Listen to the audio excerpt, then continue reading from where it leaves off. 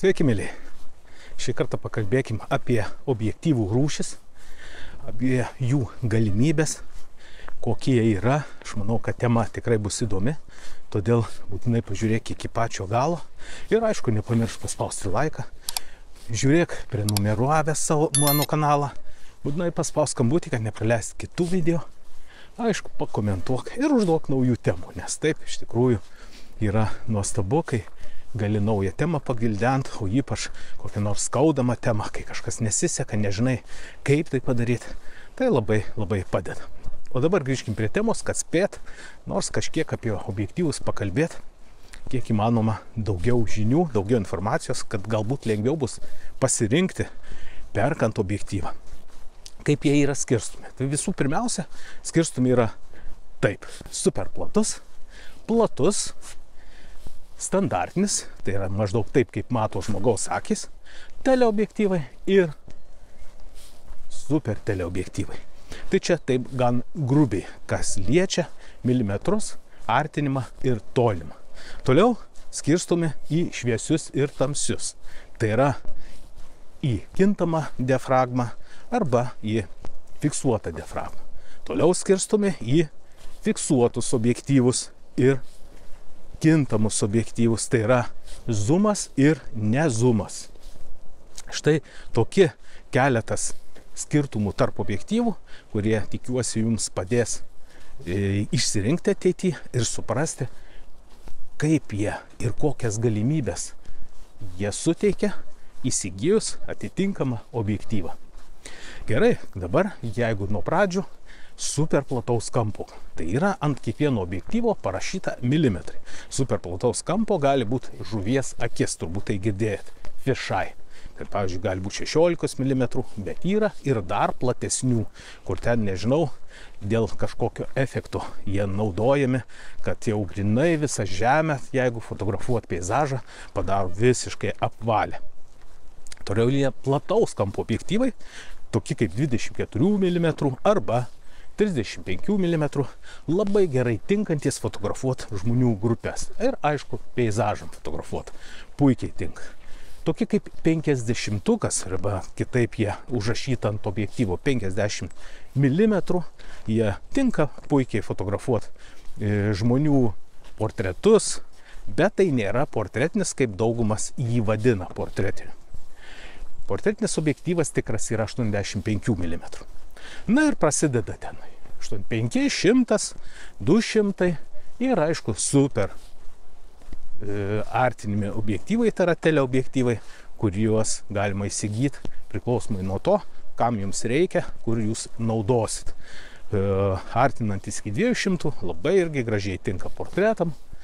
Jeigu daugiau artinantis, puikiai tinka fotografuoti sportą kur nors stadionuose arba gyvūnus kažkur pasislėpę miške, paukščiukus ir taip toliau. Taigi tokia viena rūšis objektyvų, kurį pasirinkti turbūt reikėtų galvoti apie tai, ką jūs mėgstat fotografuoti. Toliau labai svarbu ir jų galimybės, tai kai mes pasirenkam šviesų ar tamsų objektyvą. Kitaip tariant, kas vėlgi ant objektyvo parašyta, tai yra diafragma. Pasižiūrėkit ant savo objektyvų, kas parašyta. Jeigu tai standartinis objektyvas, kuris buvo prie jūsų fotoaparačiuko, tai gali būti, kad bus parašyta taip. 18,55 mm ir diafragma 3,5,5,6. Šitie skaičiai yra labai svarbus, ypač renkantis objektyvą. Bet šitie skaičiai ir nurodo mums, kad objektyvas yra pakankamai tamsus. Ką tai reiškia tamsus?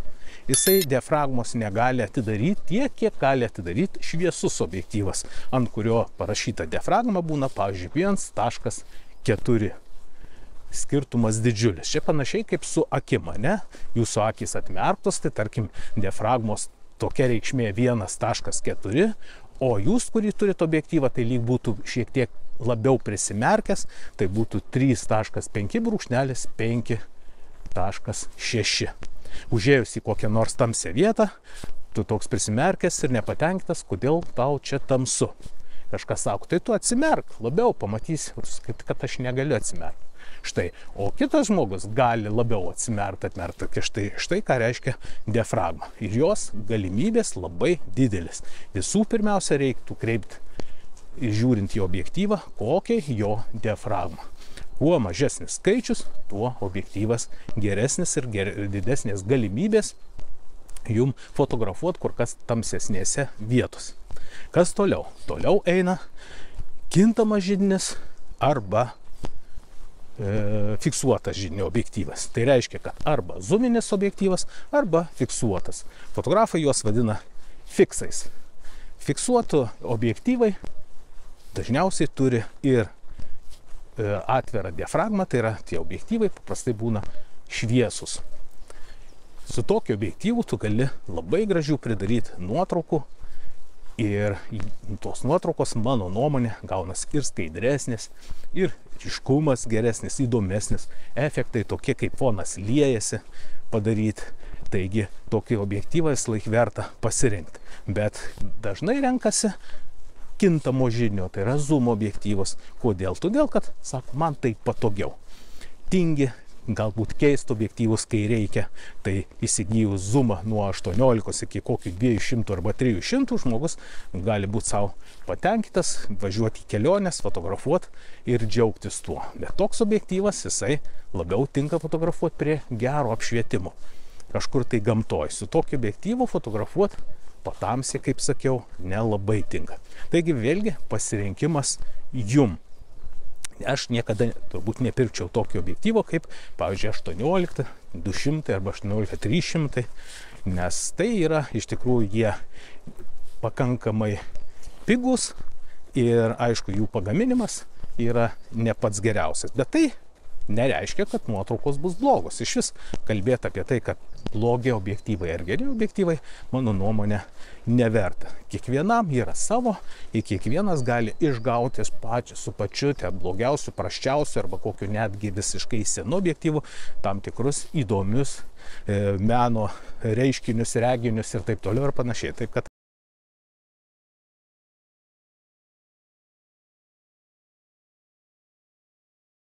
kas su juo tau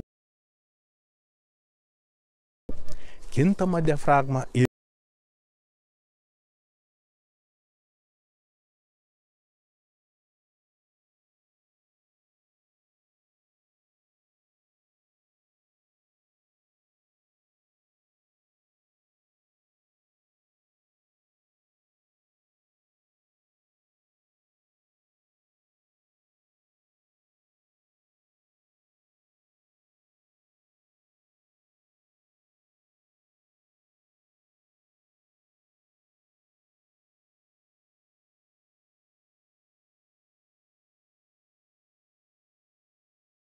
ar jisai fiksuotas, ar jisai kintamo židinio, bet pirmoji diafragma tai nurodo,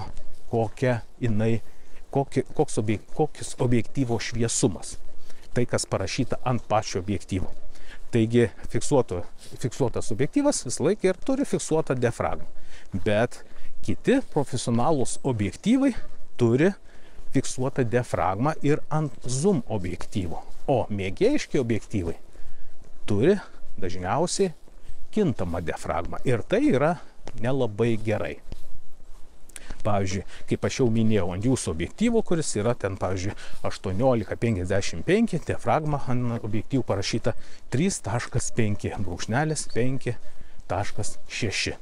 Tai čia yra, reiškia, kad objektyvas turintis kintamą diafragmą. Ką tai reiškia kintama diafragma? Kažkas sako, tai ką man neina reguliuoti, neis man jos uždaryti ar atidaryti, viskas eis. Su visais objektyvais galima atidaryti diafragmą ir uždaryti.